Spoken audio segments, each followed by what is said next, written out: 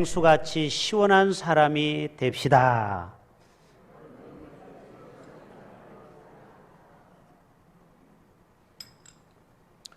우리나라의 교회가 무려 5만 교회가 되고 목회자만 10만 명이 됩니다. 저는 이 설교를 준비하면서 정말 10만 명의 목사가 있지만 정말 주님의 마음을 좀 시원케 해드리는 그런 목사가 제가 됐으면 좋겠고, 5만 교회라는 수많은 교회가 있지만은 우리 대흥교회가 우리 한국교회를 대표해서 정말 하나님의 마음을, 예수님의 마음을 얼음 냉수같이 시원하게 했으면 좋겠습니다. 우리 모두가 그러한 하나님의 충성된 종들 되기를 축복합니다. 지지난주에 23일이죠. 목요일 부산에서 집중적인 폭우로 초량 제1 지하 차도가 침수가 되었습니다. 참으로 안타까운 일이죠. 30대 여성 한 분과 50대 남성 한 분, 60대 남성 한 분, 3명이 바로 이 침수돼서 여기에서 돌아가셨습니다. 저는 이 사건을 보면서 정말 우리의 인생은 한치 앞을 볼 수가 없고, 그리고 내일이라는 날은 우리의 것이 아니다. 오직 오늘만이 내 날이다. 여러분, 사람은 공통점이 있습니다. 언젠가는 죽습니다. 그런데 언제 어디서 어떻게 죽는지는 우리는 몰라요. 그렇기 때문에 우리 예수 믿는 사람은 매일매일 예수님 뜻 안에서 하나님의 뜻대로 충성된 종으로 살아간다면 우리가 언제 어디서 어떻게 죽을지 모르지만 우리는 하나님 앞에 자랑스럽게 하나님 면전에 설 수 있게 될 줄로 믿습니다. 그래서 손양원 목사님이 설교 중에 오늘만이 내 날이다, 이러한 말씀을 하셨습니다. 그 내용을 조금 소개하고자 합니다. 인생은 과거 잘한 것에 교만해지기 쉽고 과거 실패에 낙담하기 쉬우며, 여러분 과거에 여러분 묶여 있으면 안 돼요. 과거에 혹시 실패하고 어려움이 있습니까? 그게 나의 발목을 잡으면 안 돼요. 그거 다 잊어버리셔야 돼요. 십자가 앞에 다 주님은 묻지도 따지도 않고 용서해 주셨어요.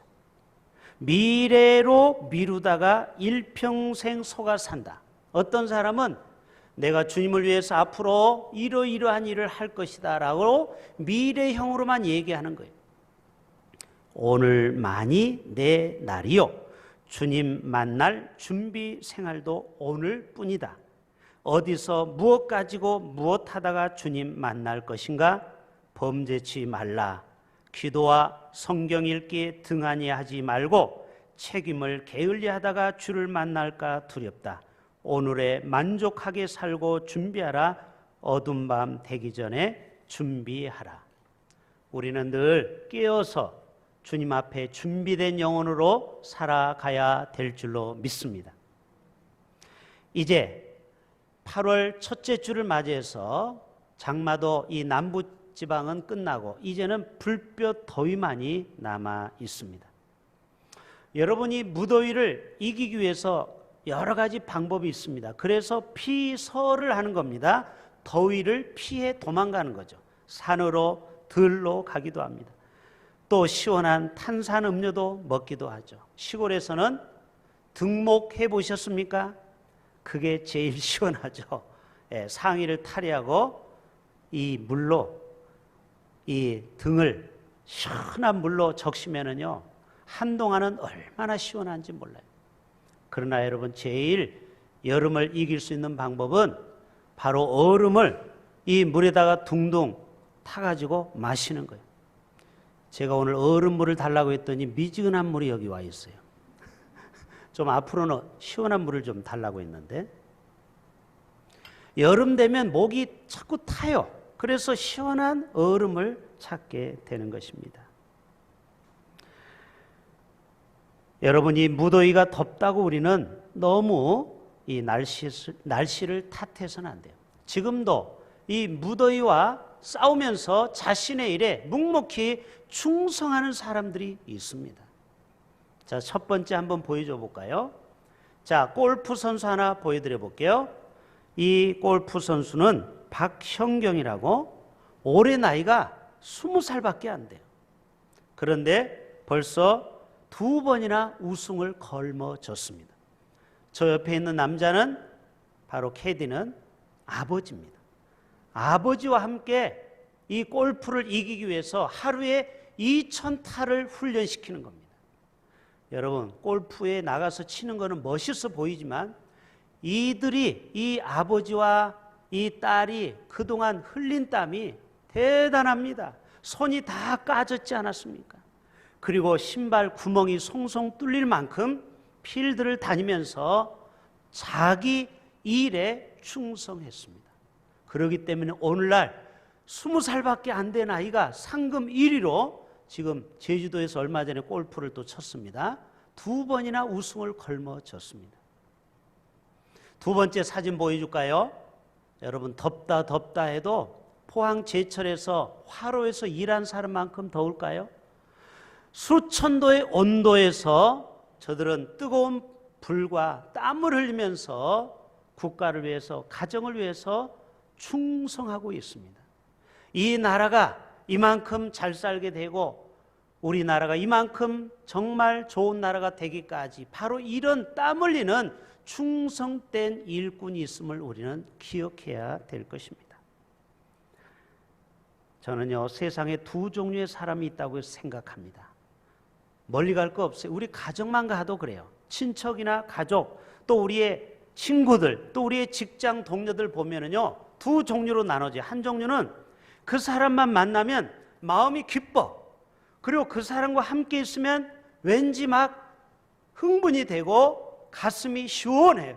가슴이 뻥 뚫리는 것 같이 시원한 사람이 있어요. 어떤 사람은요, 그 사람만 옆에 있으면 속이 답답해요. 막 열이 올라와. 여러분은 후자입니까? 전자입니까? 우리는 어디 가든지 사람들에게 시원한 얼음 냉수와 같은 그런 사람이 되실 수 있기를 축복합니다. 오늘 말씀해 보면은 충성된 사자는 그를 보낸 이에게 마치 추수하는 날에 얼음 냉수 같다고 표현하고 있습니다.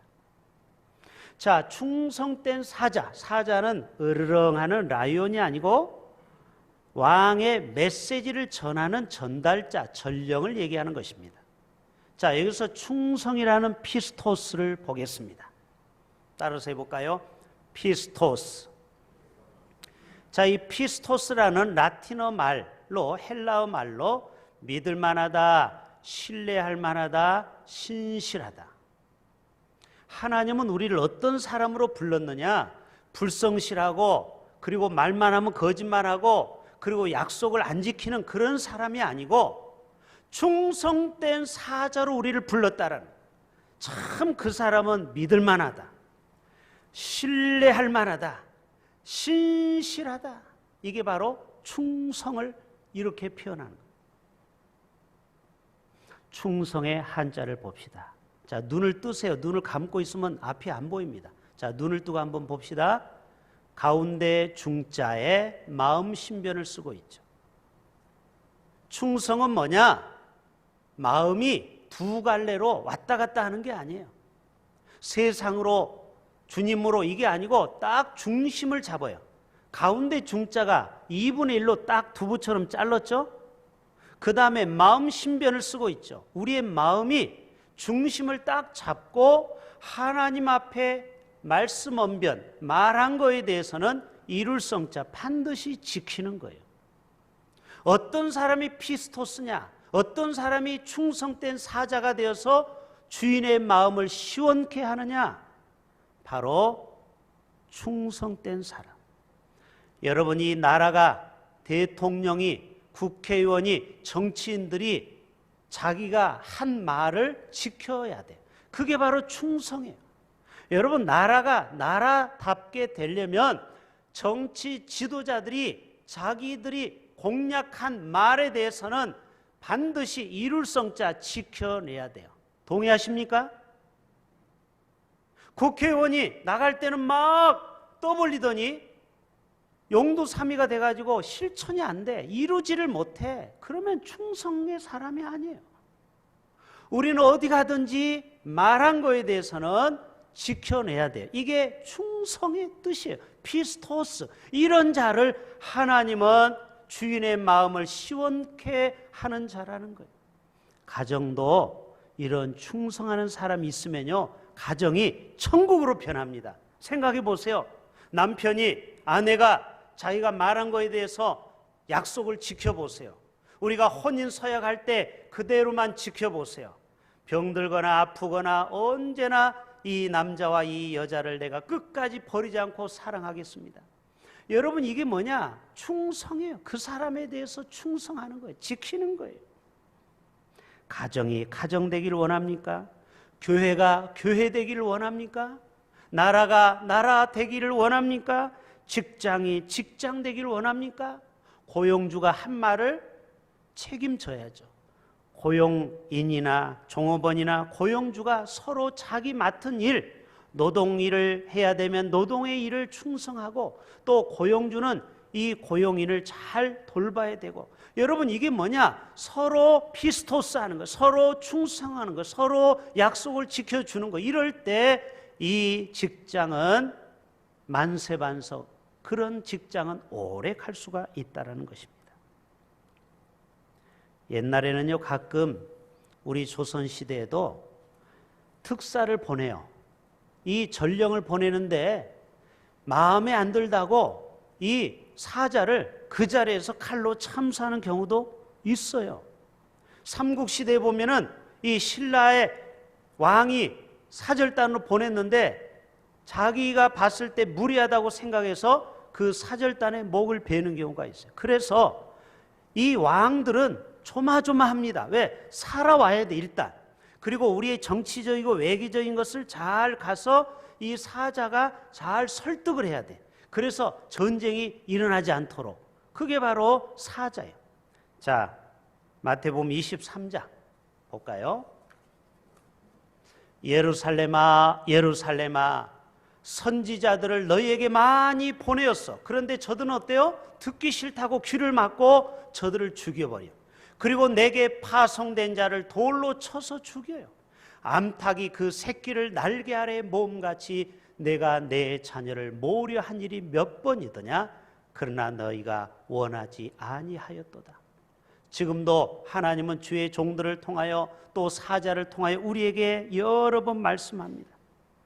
자, 종을, 사자를 보냈는데 이 사자가 잘 해결하고 외교적인 문제를 해결하고 와서 이렇게 말하는 겁니다. 배야, 모든 문제가 원만하게 잘 해결되었습니다. 그래? 이 나라가 그러면 전쟁을 치르지 않아도 된다는 말이야? 여러분, 그때 왕의 입장에서는 그 정갈이, 그 낭보가 얼음 냉수처럼 시원한 낭보가 되는 것입니다. 바로 이러한 충성된 사자가 너희는 되라는 것입니다. 주님도 오늘 또 우리를 향해서 충성을 말씀하고 있습니다. 요한계시록 보면 7교회, 에서버두, 사빌라 7교회를 향하여 충성을 말씀하고 있는데, 자, 요한계시록 2장을 한번 보여줘 보세요. 너는 장차 받을 고난을 두려워하지 말라. 볼지어다 마귀가 장차 너희 가운데서 몇 사람을 옥에 던져 시험을 받게 하리니 너희가 10일 동안 환난을 받으리라. 내가 죽도록 피스토스하라, 충성하라, 말한 것을 지켜라. 그리하면 내가 생명의 면류관을 내게 주리라. 자, 마태복음 25장.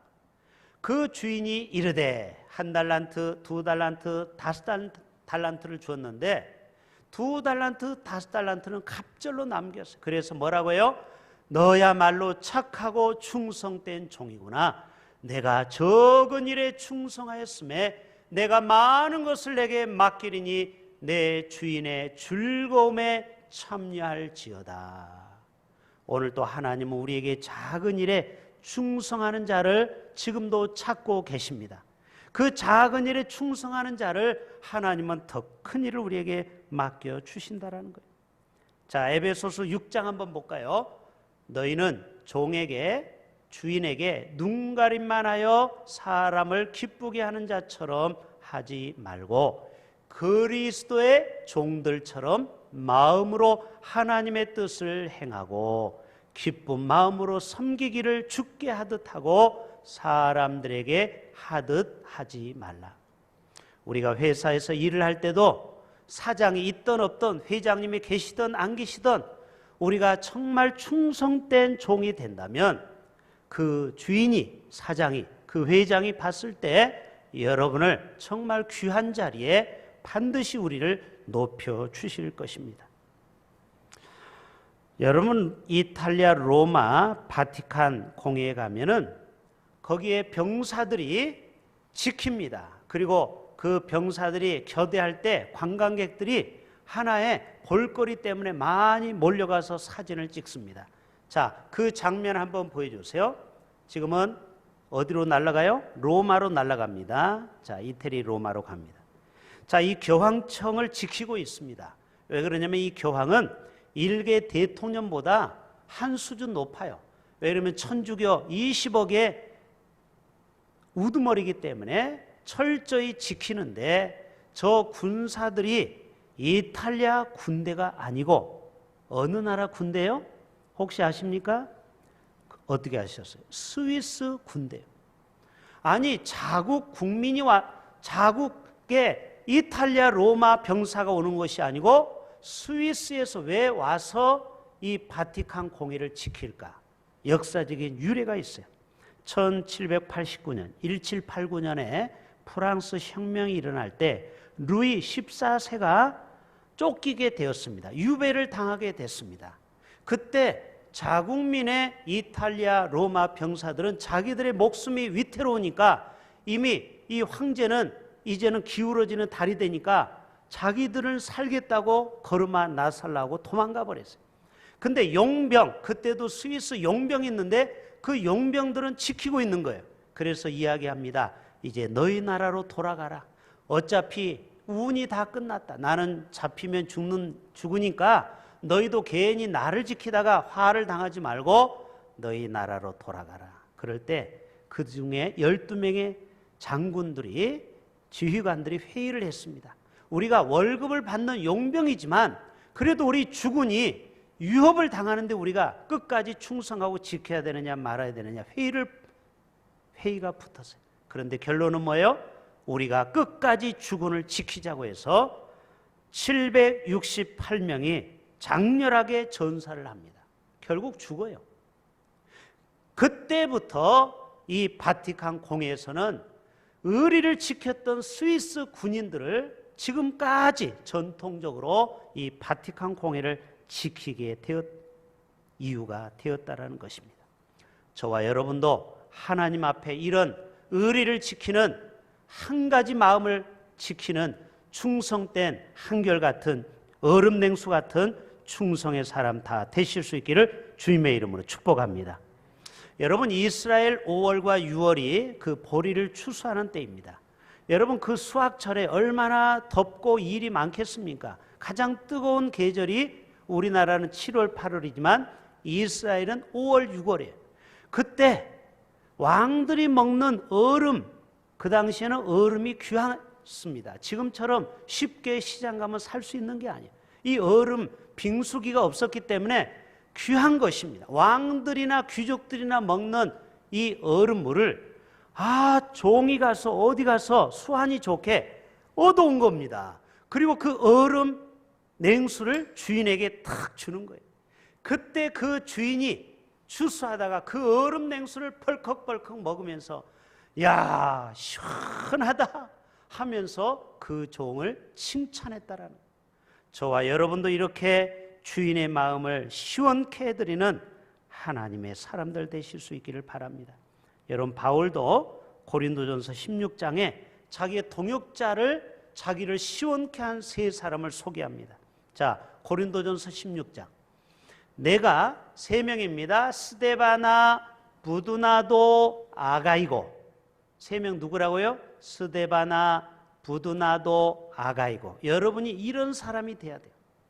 바울이 선교할 때 이 세 사람이 정말 바울을 적극적으로 도와서 바울의 사역에 꽃을 피게 한 사람.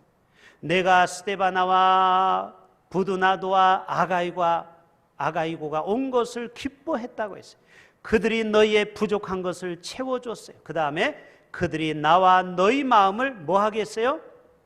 답답하게 한 게 아니고 막 열나게 한 게 아니고 여름 냉수와 같이 시원하게 하였으니 그러므로 너희는 이런 사람들을 특별히 알아주라는 거예요. 이런 귀한 종들을 홀대하지 말고 잘 대우해 주라. 특별히 세 명의 이름을 거명하고 있습니다.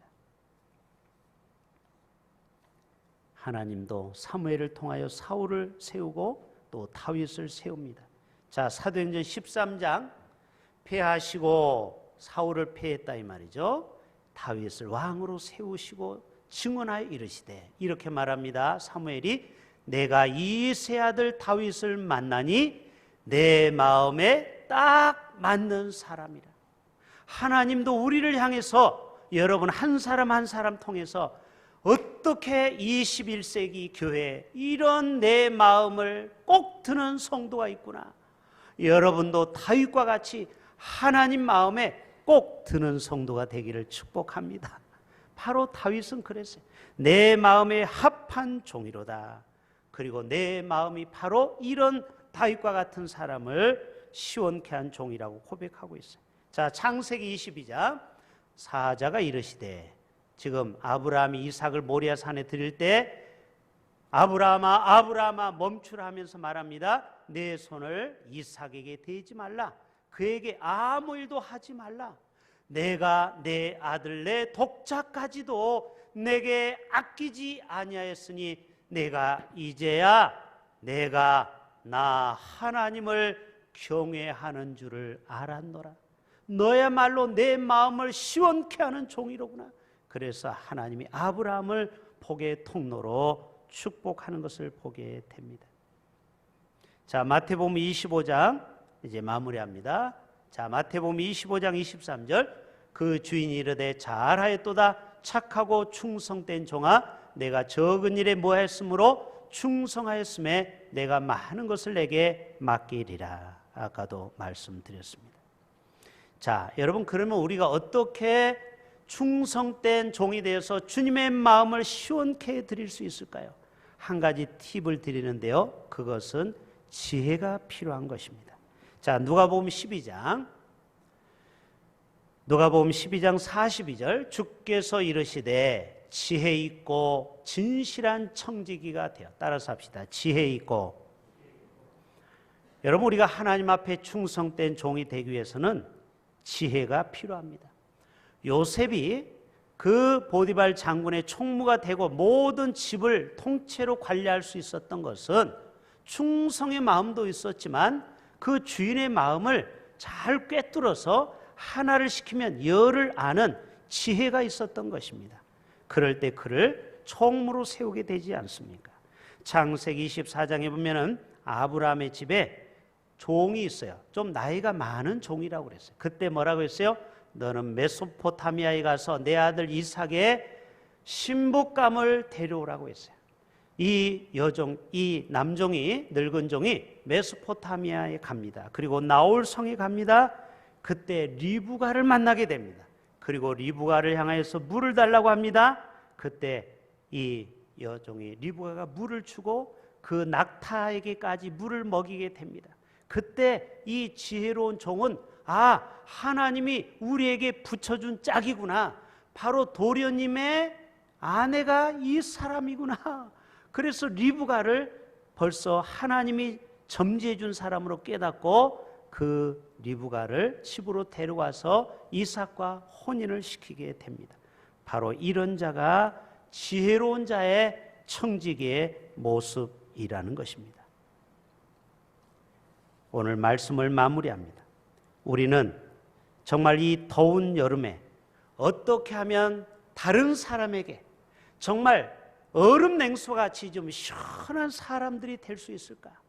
바로 그것은 나에게 맡겨준 일에 작은 일이든 큰 일이든 충성할 수 있기를 바랍니다.